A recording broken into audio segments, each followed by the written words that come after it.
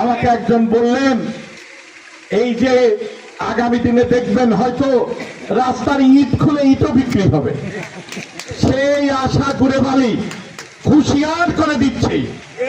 হুঁশিয়ার, বিএনপি করতে হলে সৎভাবে বিএনপি করতে হবে। ওই আওয়ামী লীগের বাড়ি পোড়ানো ঠেকানোর জন্য টাকা নেওয়া চলবে না। আওয়ামী লীগকে কেস দেখার ভয় দেখিয়ে টাকা নেওয়া চলবে না। হিন্দু সমাজকে ভয় দেখিয়ে টাকা নেওয়া চলবে না। রিলিফের সম্পত্তি বিক্রি করা চলবে না। রেড ক্রিসেন্টের সম্পত্তি বিক্রি করা চলবে না।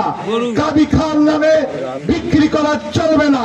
আওয়ামী লীগের মানুষের গরু বিক্রি করে চক বরকতের ঘটনা আপনারা জানেন। 16টি গরু বিক্রি হয়ে গিয়েছিল। দুঃখজনক, দুঃখজনক। জয়পুরহাটের মাটিতে এটা করতে পারবেন না। প্রতিরোধ করে তুলবো আমি নিজে, আল্লাহর রহমতে প্রতিরোধ করে তুলবো।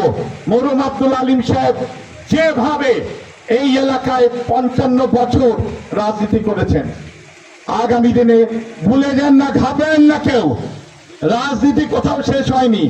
রাজনীতিতে উপেক্ষা এবং অপেক্ষা যারা করতে পারে না তাদের জন্য রাজনীতি না। রাজনীতিতে আপস এন্ড ডাউনস থাকবে। আল্লাহর অশেষ রহমতে আমার দল ক্ষমতায় আছে, বিএনপি ক্ষমতায় আছে। চাঁদাবাজির স্থান এই জয়পুরহাট পাঁচবিবিতে হবে না।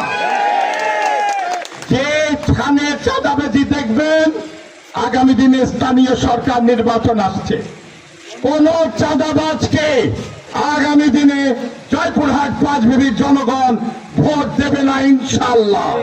এবং আমরাও আমাদের দল থেকে সতর্ক থাকব। যেখানে চাঁদাবাজি ধরে নিয়ে আটকে রেখে পুলিশকে বলবেন, প্রশাসনকে বলবেন, পুলিশ যদি না শোনে আমাকে বলবেন।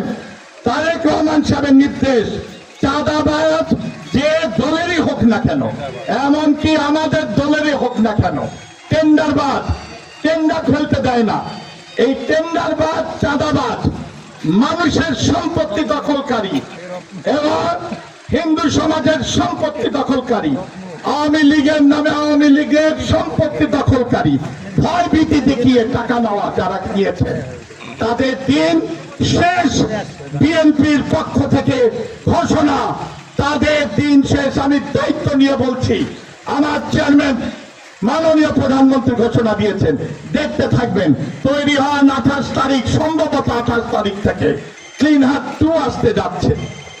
ক্লিন হাট 2, যেখানে সন্ত্রাসী, যেখানে চাঁদাবাজি, তারেক রহমানের সরকার সেখানেই প্রতিরোধ, এই ঘোষণা দিতে যাচ্ছে। আল্লাহ।